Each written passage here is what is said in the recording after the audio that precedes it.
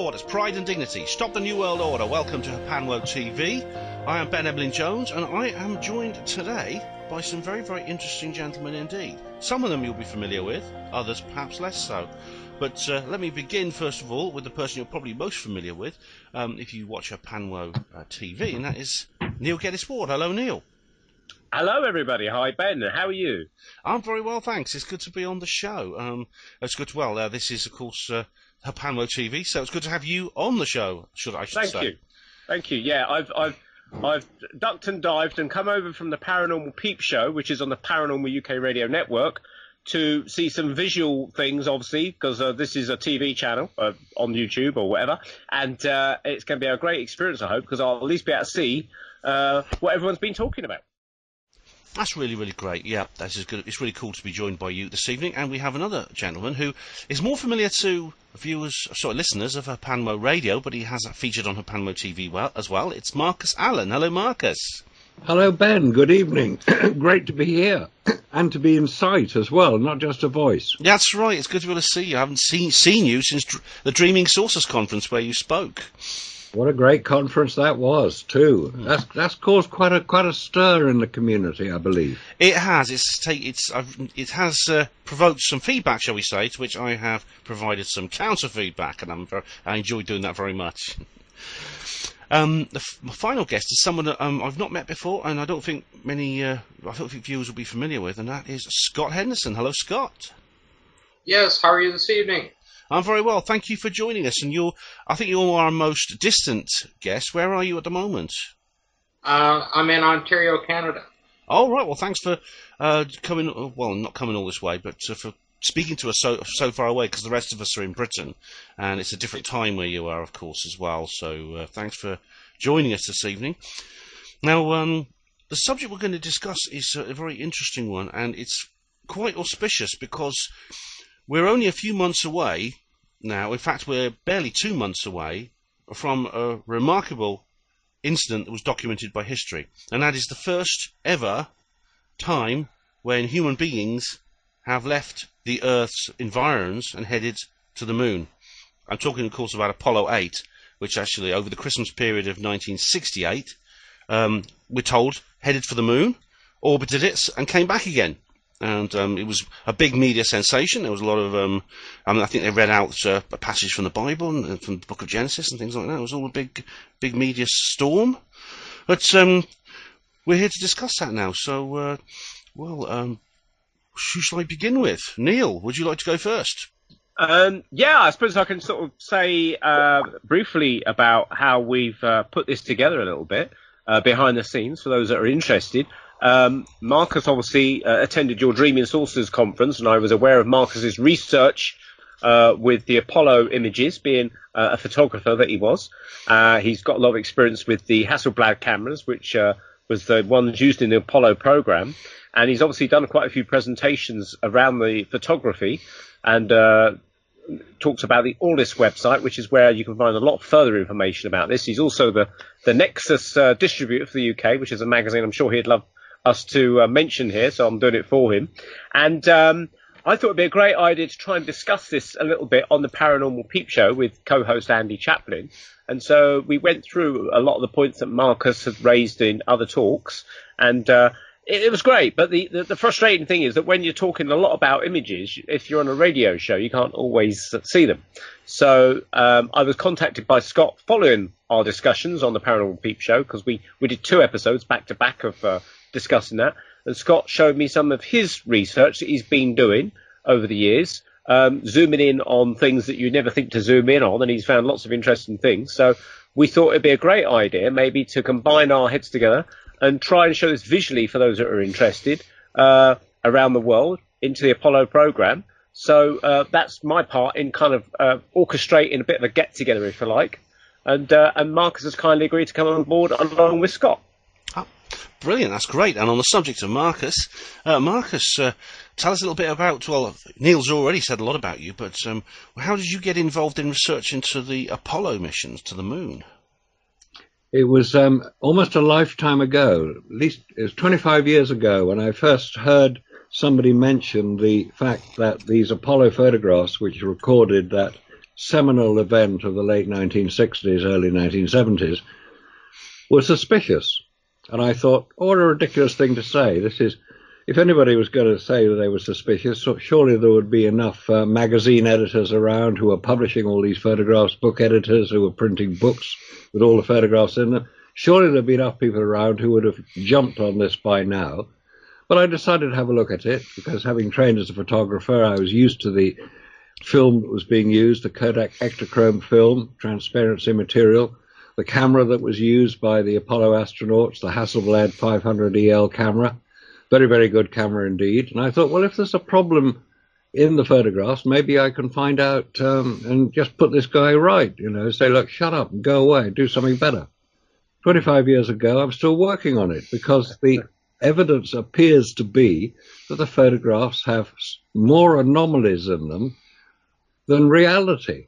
It's extraordinary when you start to go into in depth and look at the fact that they were supposedly on the lunar surface, and we know what the conditions on the lunar surface are. We also know how difficult it is for photographic equipment and cameras to operate in the extreme vacuum of space. And we're talking extreme vacuum. We're not talking just a vacuum produced here on Earth to simulate it. The vacuum of space is a completely different situation. Once you know all this, you begin to realize that the photographs, which are very, very good photographs, and they record NASA's event, the Apollo program, in some considerable detail. There are thousands of these photographs, and I've looked at most of them. And as we speak to our next guest, Scott Henderson, who's probably looked in more detail at the photographs than anybody else I know, and has identified even more anomalies and inconsistencies and unexplained details. And I've sort of made it almost a mission, really, to try to bring to people's attention the fact that there are serious doubts about the Apollo program. That's, I was going to say, Marcus, that's an extraordinarily serious matter, because this is one of the most important events in history we're talking about. And any kind of revisionism of something this significant is a very serious matter. Exactly. I mean, that's a good point, because it is a seminal event in human history. Everybody can remember, if they were around at the time, this is over 50 years ago we're talking, what they were doing at the time that Apollo landed for the first time men on the moon. Apollo 11, that's July 1969. It's in the same category, I say, as the assassination of John Kennedy and maybe 9/11. Everybody is aware. So this is one of those major events. Now, somebody like me comes along and challenges the truth of it. Obviously, it's going to upset a lot of people. Now, I don't mind upsetting people. They can criticize what I have to say, and they can point out errors which I make, which I occasionally do. But don't attack me personally. Just attack the information. That is the key point. It's very easy to attack an individual. Oh, that Marcus Allen, he doesn't know what the hell he's talking about. He's a ridiculous, stupid man. Don't take any notice of him. That isn't proper criticism. No, it's not. I found this out actually in my dealings with someone on YouTube when he was discussing you. But let's move on to Scott Henderson. So Scott is, I can see in his background, he actually has a very interesting news headline there. Is that an original paper there, an original news release, Scott? Right there, that's for Marcus that's Nexus Magazine. He can do his little ad now.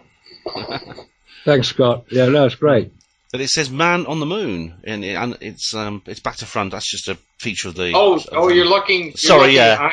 I have the screen sharing on here. You're talking about the newspaper. That's the Globe and Mail, July 21st, 1969, Toronto.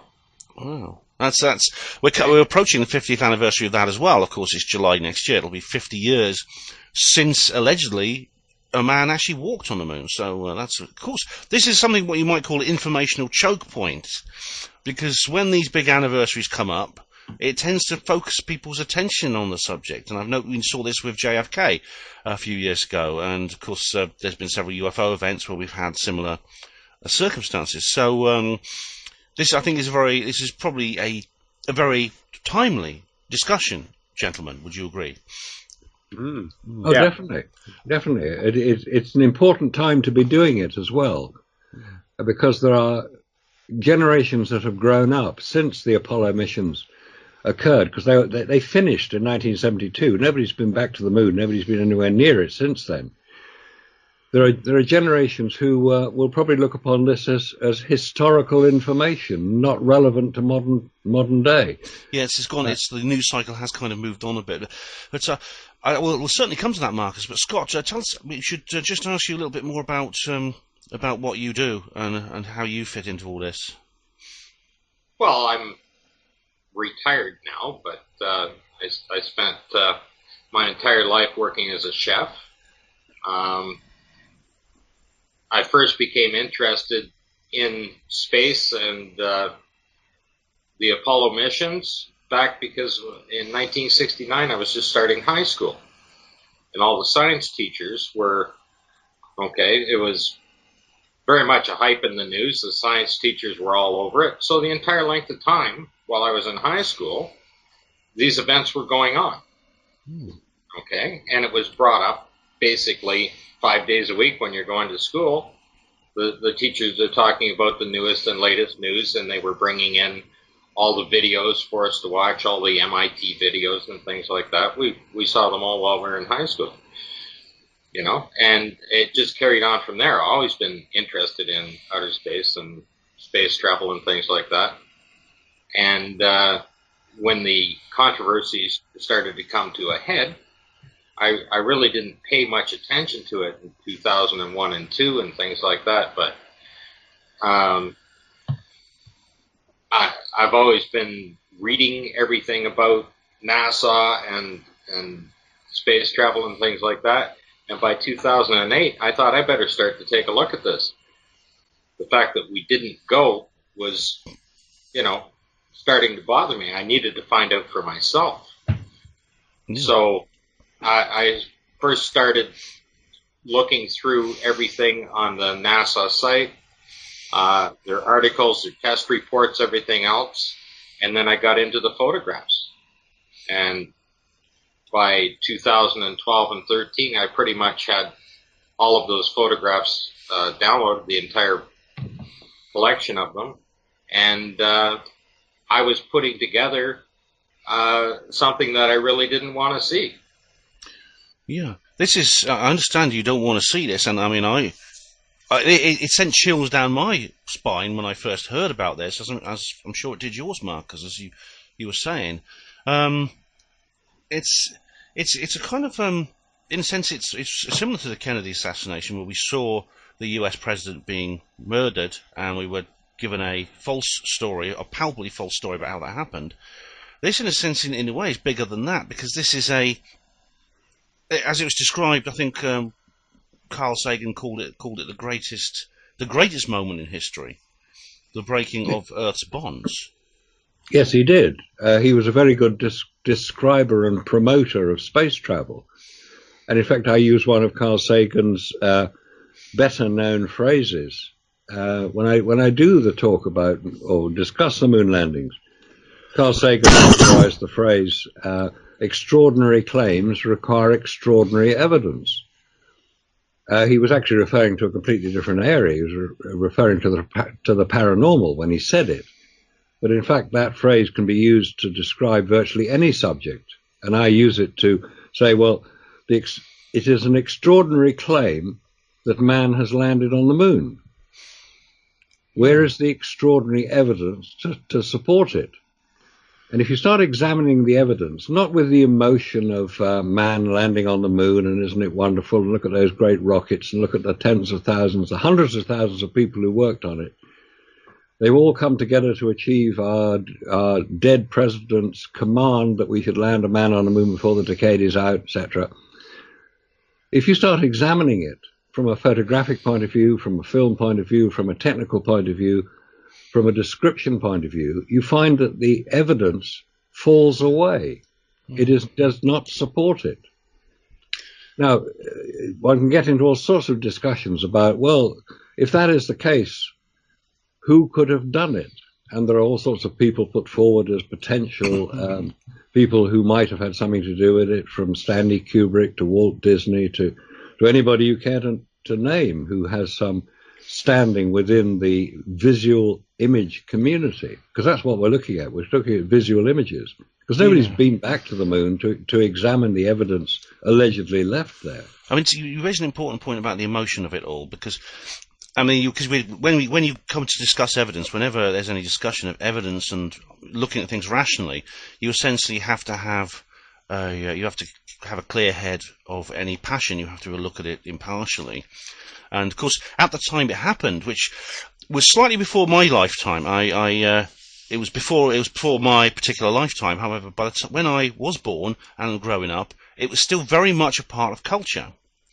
It was still something. It was still very fresh in people's memories. And I remember seeing. I had a toy spaceship, a toy Apollo spacecraft, and I never thought I was actually enthralled by the idea of landing on the moon when I was a kid, and I never thought that I should question this. But now, in terms of evidence, now this is something that you, Marcus and Scott, you've looked into in great detail. Perhaps, Marcus, you could go first and give us a summary or give us a few details about the photographic anomalies you discussed before. Okay. I know it's a big subject, but see if you can give us a little rundown of that. Let's see if I can get this one up. There's an image here. Let's see if we can get it up on the screen. I think you have to share it, don't you? Yeah, I see the Apollo spacecraft here and the Gemini and Mercury spacecraft. Okay. Yeah, that's basically to show what is required to go to the moon. That's the Apollo spacecraft. Now, that looks appropriate. It's a big rocket on the left. That's the Saturn V rocket. It's much bigger than the other two, because the other two were just for low Earth orbit. So this right. Saturn V is enormous compared to the previous rocket. Oh, it's a vast thing. I mean, 99% of it is fuel. On the Apollo spacecraft, the bit on the right, the spidery bit, that's the bit they supposedly landed on the moon with. The bit in the middle is the command module where the 3 astronauts were sitting as they went to the moon. That's the conical structure there. You can see it's cut away. You can actually see the guys inside. That's right.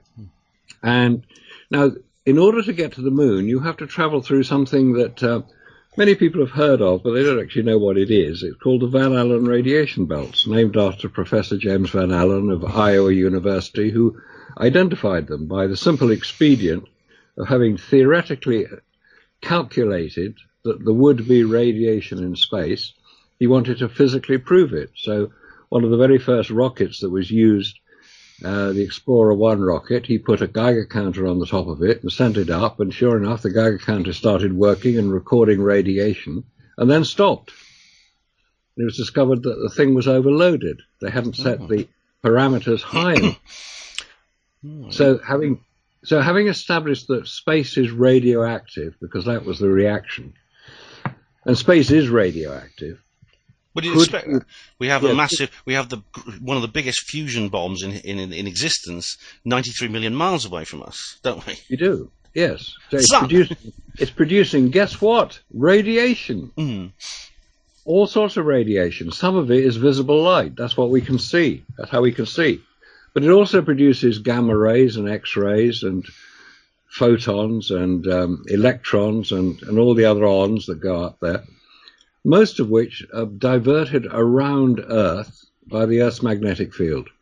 But some of them stay around. Now, in order to get to the moon, you have to pass through these Van Allen belts. There are 2 of them, inner and outer.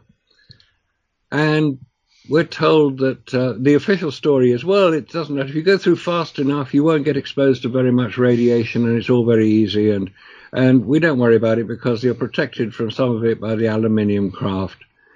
Yeah, that all sounds very good, coming from the authority who should know about it. If you start looking into detail about it, if these astronauts are prepared to risk their lives, because radiation will damage your DNA and it will cause cancer growth and other nasties. It could kill you on the spot if there's enough kill of you it. on the spot if there's enough of it. I should point out that the actual discovery, the physical proof of, was only, I think it was 1958, the first geophysical year, I believe. That's right. That was Explorer 1. Now, as you know, the instrument is actually overloaded, but that reading alone would not have told you exactly how big these belts were, how intense they were, whether they fluctuated with the solar sunspot cycle and things like that. So a single reading would not be enough to know enough about those belts, about their extent and the extent of the risk that you were actually putting these people through. For example, in my hospital where I used to be a porter, we have huge generators of radiation as well. They're called X-ray machines. They're called CT scanners. They're called radiotherapy heads. They have to be thoroughly tested, and indeed the shielding around the chamber where these instruments and these treatment heads are has to be very, very carefully tested before people like us, the staff, are allowed to work in its vicinity, so that we don't get cooked. So what we're saying here, Alan, Marcus, this was 1958 was just, well, it was just literally 3 years before the US president actually made his challenge to NASA. So It was. That was, in a sense, you could say they were lucky, couldn't you? Very lucky. They were very lucky. It's called the luck of Apollo. Because I've heard somebody from Harwell Laboratories, which is one of the leading laboratories in the UK on radiation generally, Harwell Atomic Energy. And I said, the radiation in space, how did the astronauts survive? And their answer, this is from a senior scientist at the Harwell Laboratory, said, it was the luck of Apollo. Mm. Well, it's easy to say that afterwards, isn't it? Not so easy to say that before, Well, exactly. But of course, there's one thing which can be affected by radiation. In fact, it's designed to be affected by radiation, which if it is affected by too much radiation, you can't remove the evidence, and that's photographic film. Mm. It's designed to react to the visible light spectrum, which is a form of radiation. Also, if it is exposed to serious X-rays, and you would know from your hospital work that X-rays can be photographically shown. Yeah.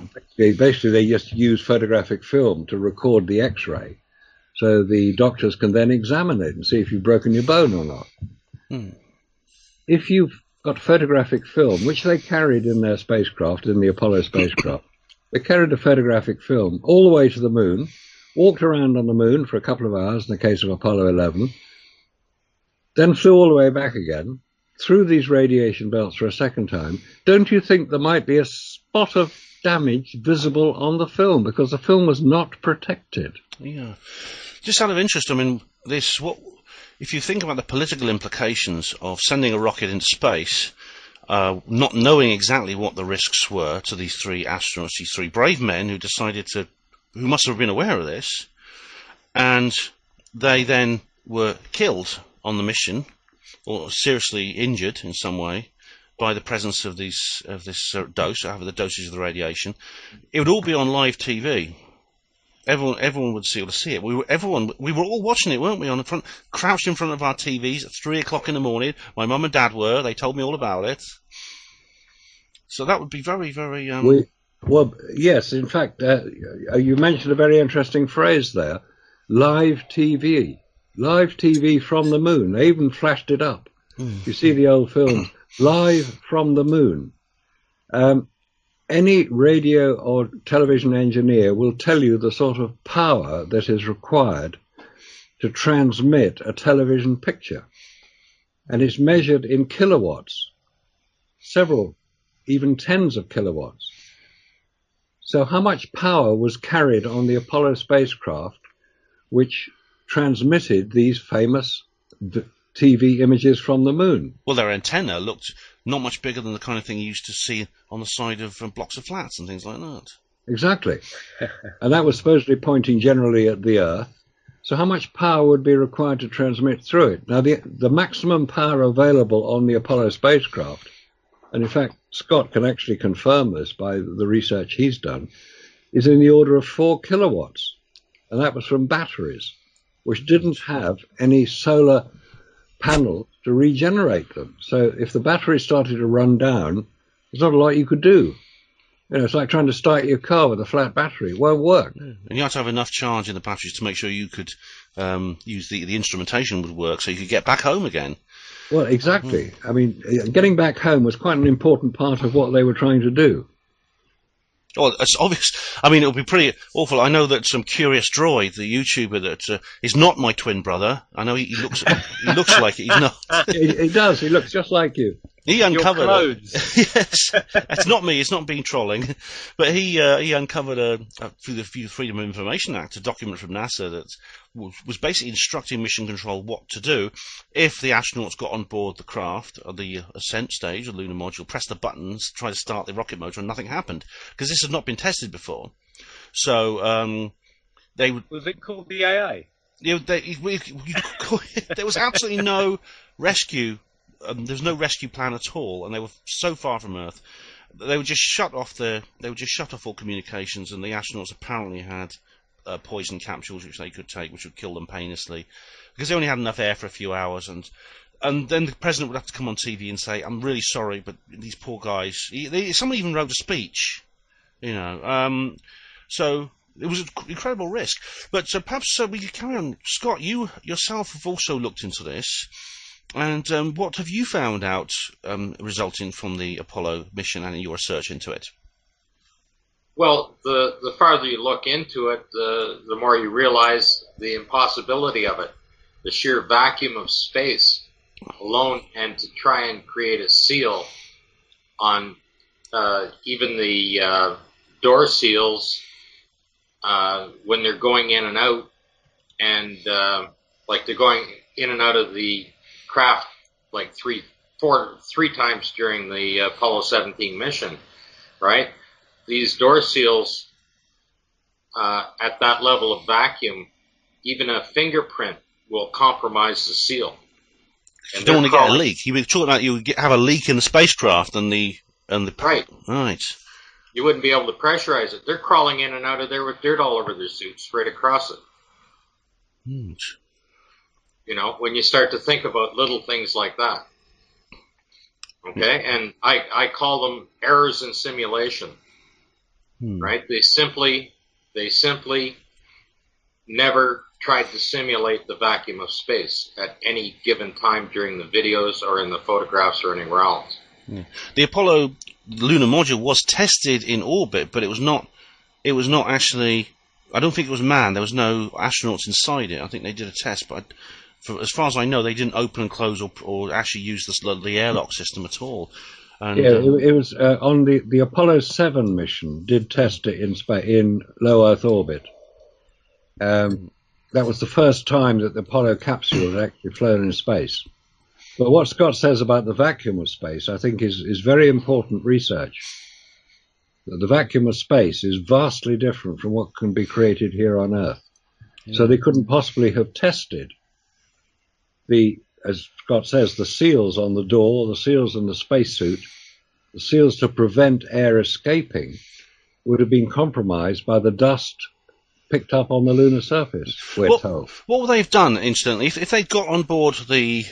I know it was just one EVA for the Apollo 11 mission, but if they got on board at the end of their EVAs and for the preparations to return to Earth, and they couldn't, and there was a leak, and the air started leaking out of the spacecraft, what could be done? I mean, how would they get back? Would they be able to keep their spacesuits on? How would they? Well, their little emergency kit had 3 jack screws to help tighten the door down. Okay, that's the only tools they had in their emergency kit to tighten that door down. If there's dirt or anything on that seal, there's no way it's going to seal. So they it's quite simply as that, and it would escape at an incredible rate.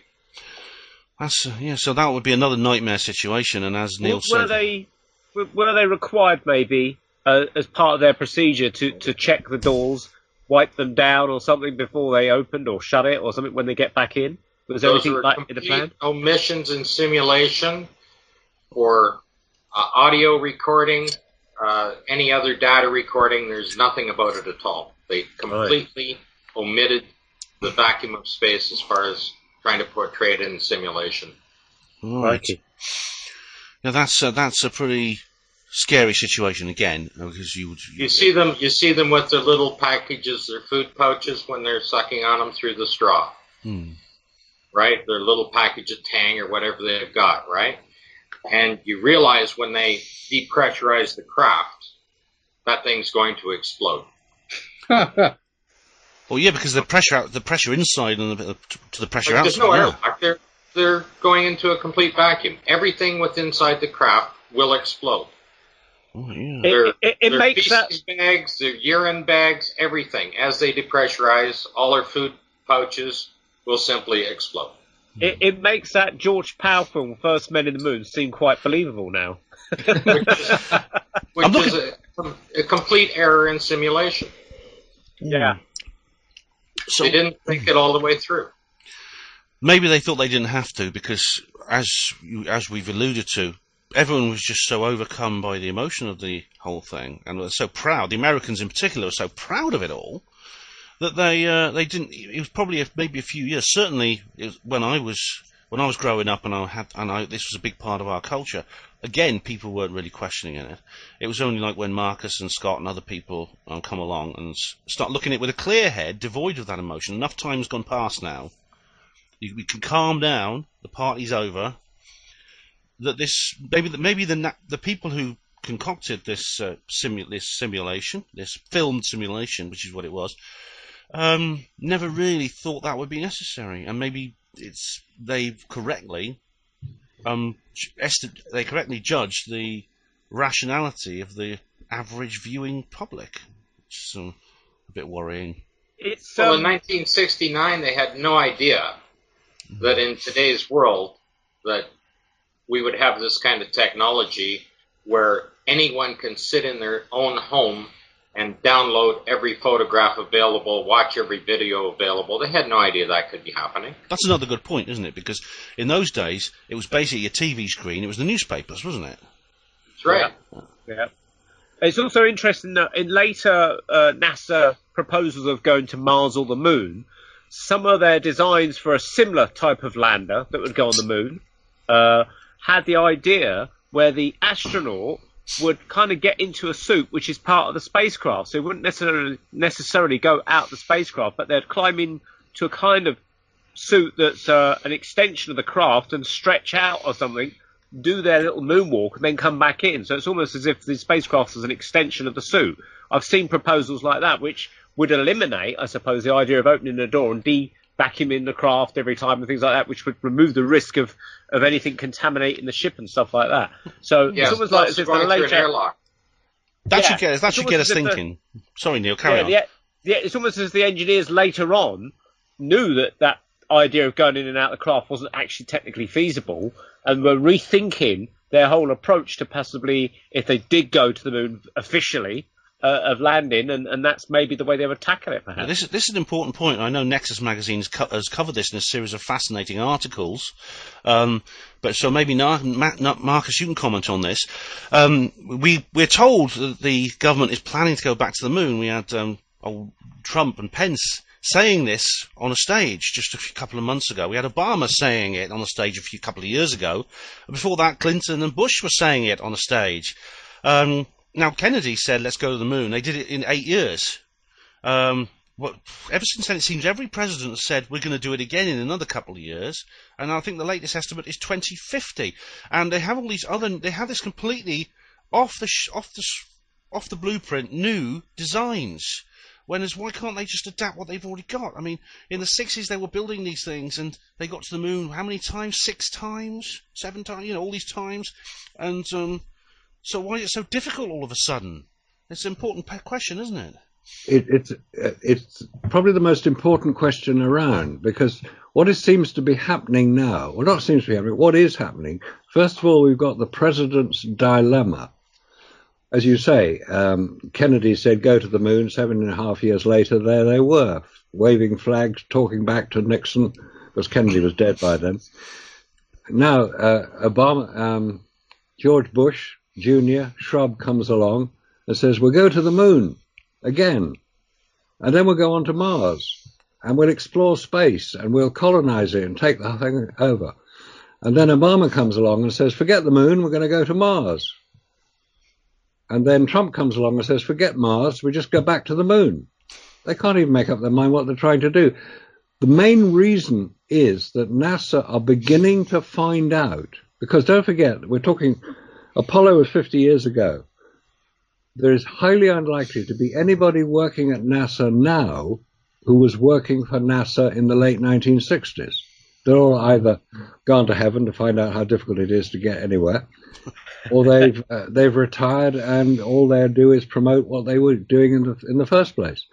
So most of the people in NASA are obviously very enthusiastic about space travel, because that's why they work for NASA, and they are beginning to find out about the Apollo deception.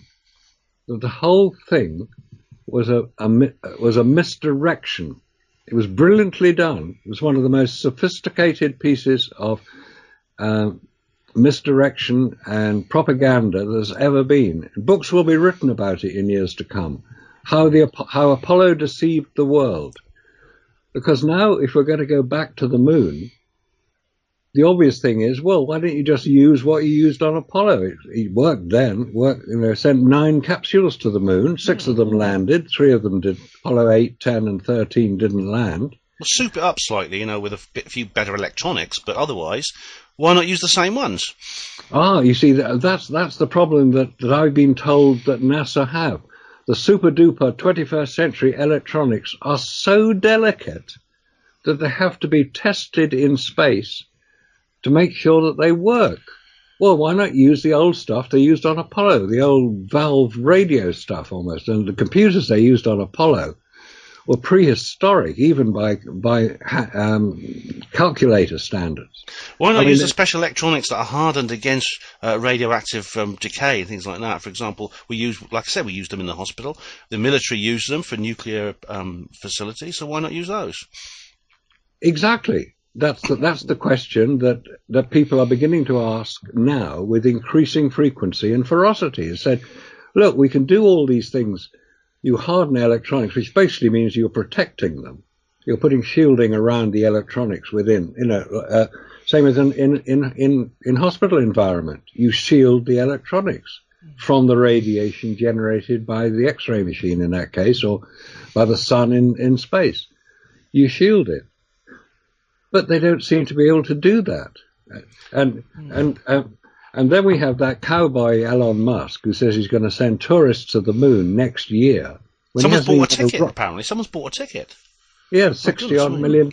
Yeah, but it's already, you can say all these things. It's called PR. Yeah. Are they going to get the money back then if it doesn't work? I mean, is that...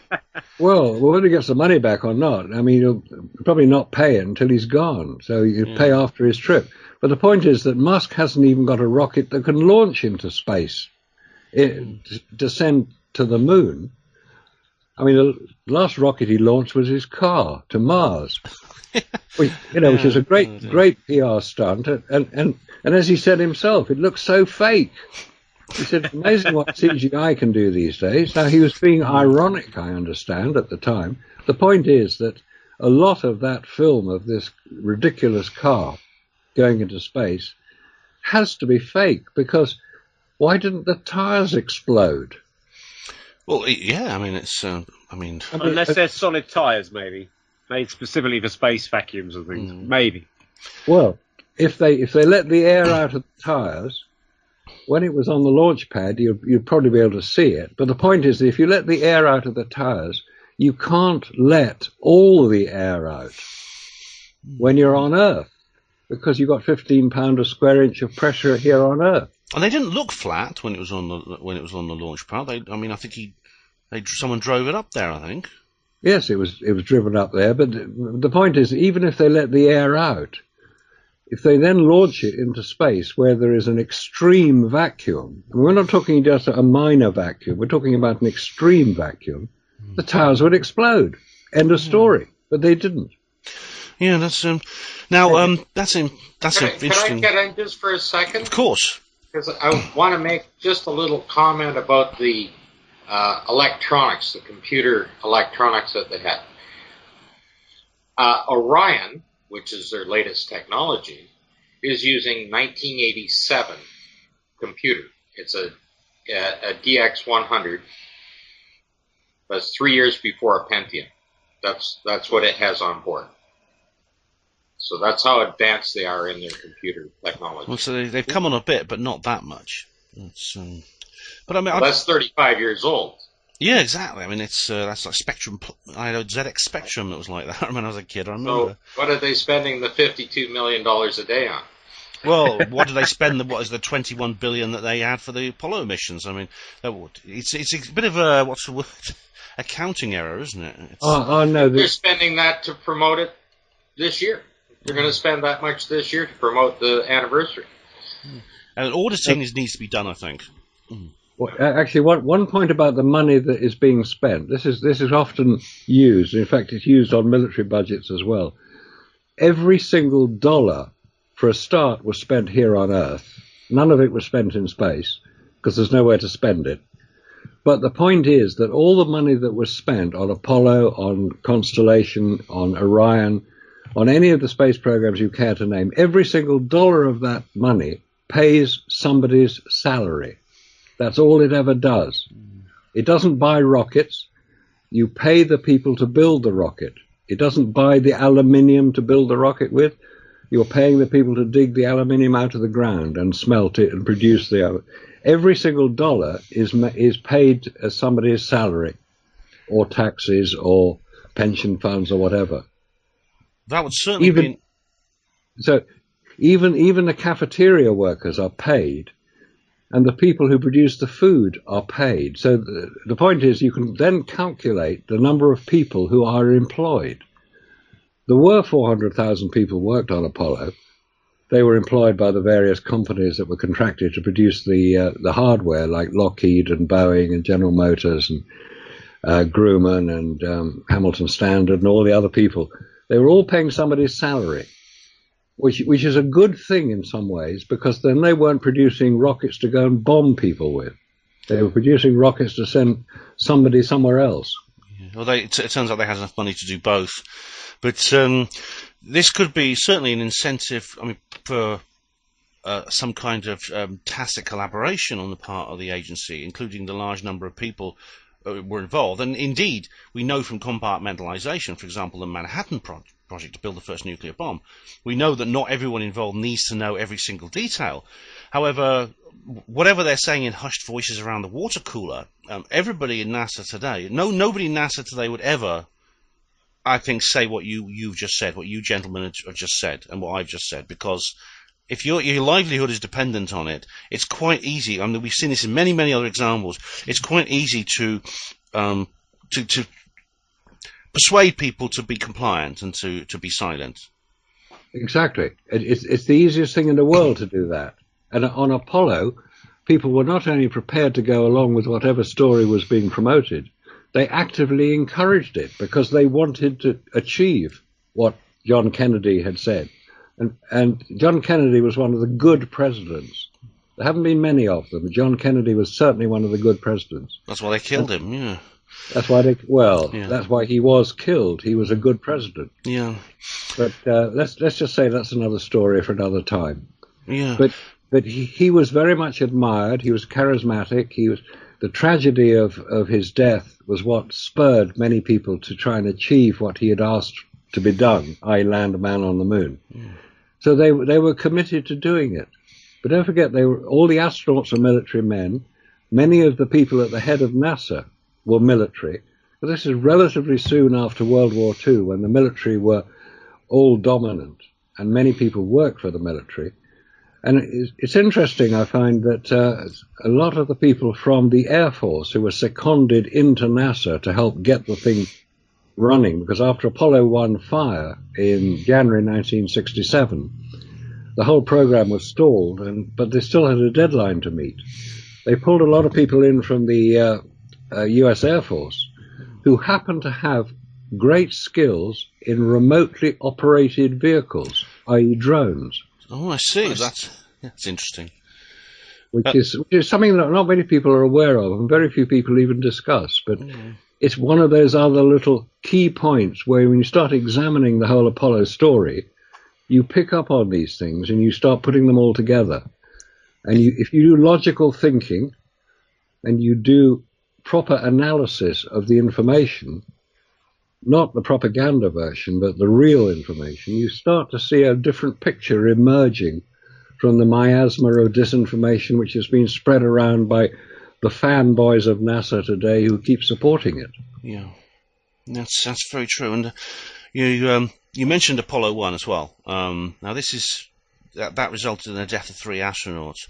They were the only astronauts actually, I believe, were killed during the Apollo program, and they didn't actually get off the Earth. This happened on the Earth on the launch pad. They weren't even scheduled to launch that day. It was basically a test. But there's still a lot of questions about what happened there as well.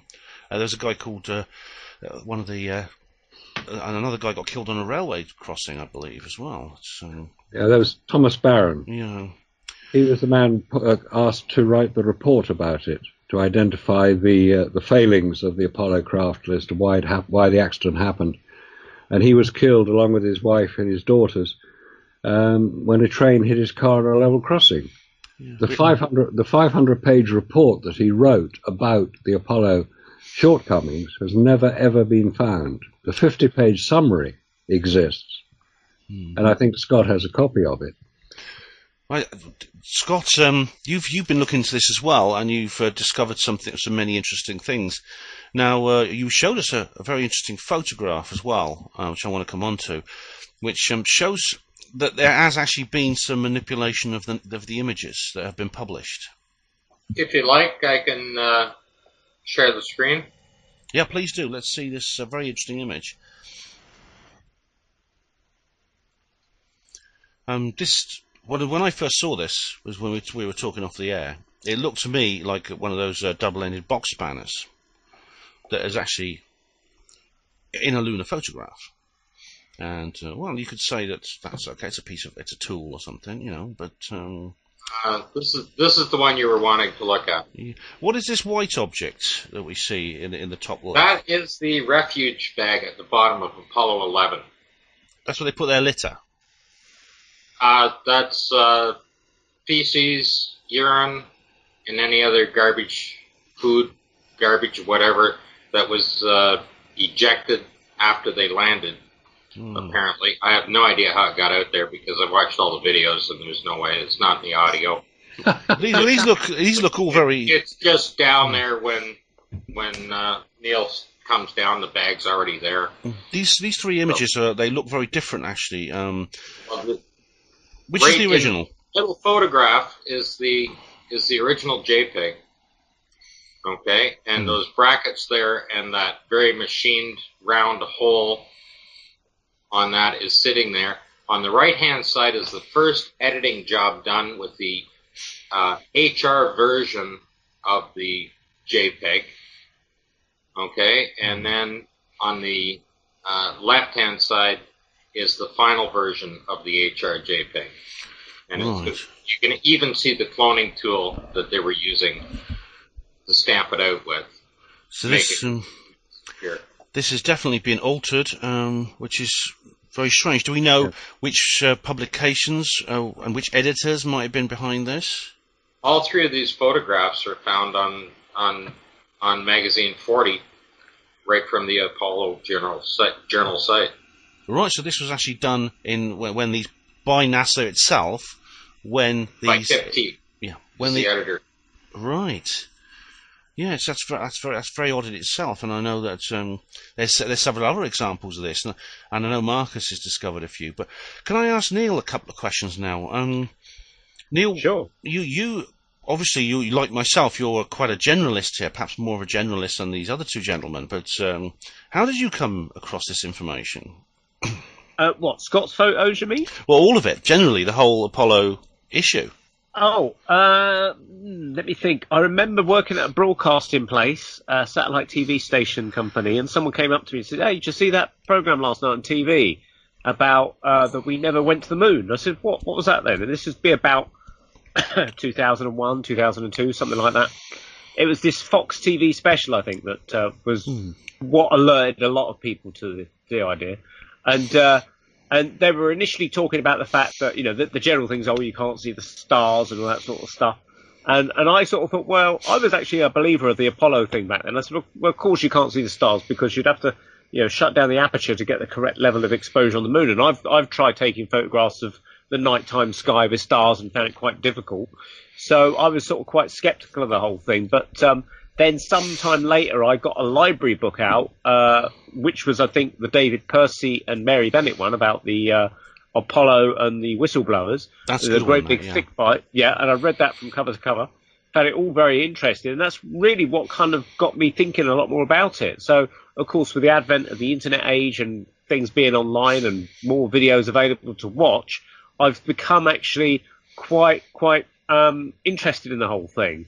And the more as the years go past, the more there's more information that seems to come to light. And you go back to the idea that you can't see the stars seems a bit of a laughable kind of old hat kind of piece of argument now, because we've clearly surpassed those arguments, and a lot of people have done a lot of research into the technical side of things, also into the photographic side of things, and Scott's now presenting us with his research, which he's obviously spent a lot of time looking at, and he's obviously found a lot of things that no one has, which is it's not just based on shadows or seeing stars or anything like that. It's obviously with the advent of things like Photoshop and powerful zoom tools and things, he's gone way into the picture that no one has done before, really, which is quite amazing. I must actually say that I know that Andy will be joining us shortly, so I was just going to suggest that if we take a break in about a minute or two, yeah, sure, we can pause our recording, and then we'll get a coffee, use a little what we need to, and then we can maybe come back with Andy on board as well.